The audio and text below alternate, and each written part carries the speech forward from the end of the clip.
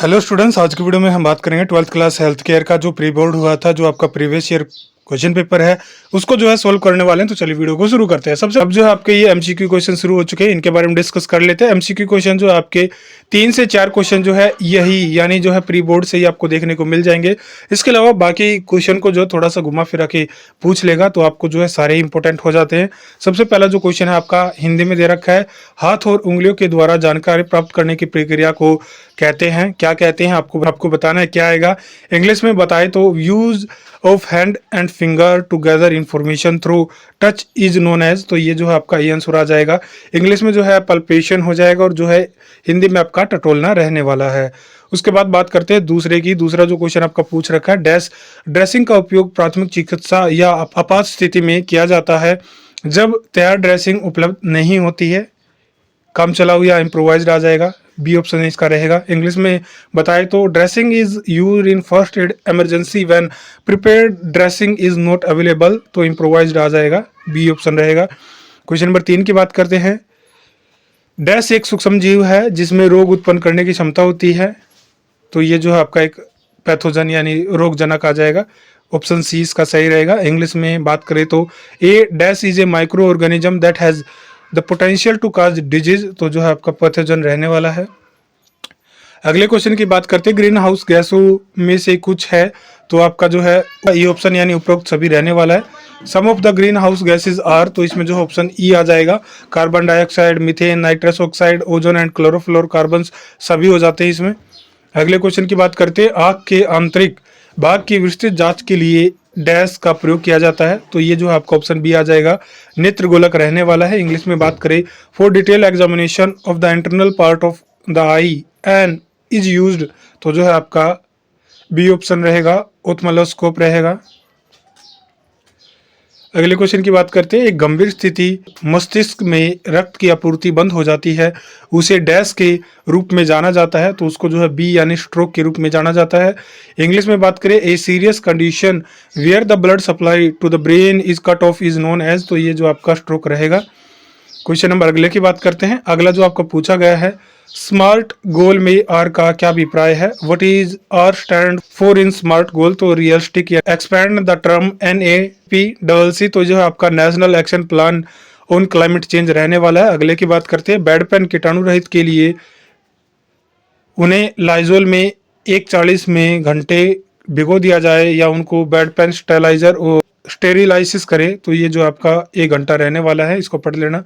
उसके बाद जो आपका TPR शब्द को परिभाषित कीजिए, डिफाइन द टर्म TPR, तो ये जो है आपका टेम्परेचर, पल्स और रेस्पिरेशन रहेगा, तापमान, नाड़ी और जो आपका श्वसन क्रिया। 26वें क्वेश्चन की बात करें, डैश को आमतौर पर उल्टी को इकट्ठा करने के लिए, गंदे ड्रेसिंग या शरीर के तरल पदार्थ को एकत्र करने के लिए उपयोग किया जाता है, तो आपका जो है किडनी ट्रे रहने वाला है इसमें। क्वेश्चन की बात करते हैं, फ्लू एक अत्यधिक उत्परिवर्तित DNA डैश वायरस के कारण होने वाली बीमारी है। Flu is a disease caused by the dash virus a highly mutant DNA, तो ये जो आपका इन्फ्लुएंजा रहने वाला है। अगला जो आपका PLB का पूर्ण रूप लिखिए, right the full form of PLB, pursued lip breathing रहने वाली है। अगले क्वेश्चन की बात करते हैं, डैश व्यक्तित्व विकार वाले रोग मानते हैं कि वे दूसरों की तुलना में अधिक महत्वपूर्ण हैं। People with dash personality disorder believe that they are more important than other, तो ये जो आपका सिजोटाइपल रहने वाला है। अगले क्वेश्चन की बात करते हैं, टीकाकरण को परिभाषित कीजिए, डिफाइन इम्यूनाइजेशन, तो इसका जो आंसर है immunisation the term use for the process of both getting the vaccine and becoming immune to the disease, ये जो इसका रहने वाला है। उनका जो है सॉल्यूशन इसमें आपको मिल जाएगा।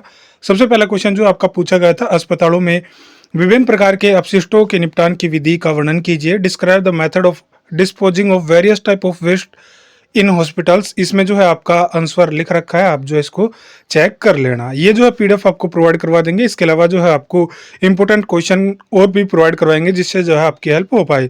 इसके अलावा दूसरा क्वेश्चन इसमें दे रखा था, लाभ और हानियों के साथ विभिन्न प्रकार की पारंपरिक दवा वितरण प्रणाली का वर्णन करें, describe the various type of conventional drug delivery system with advantages and disadvantages.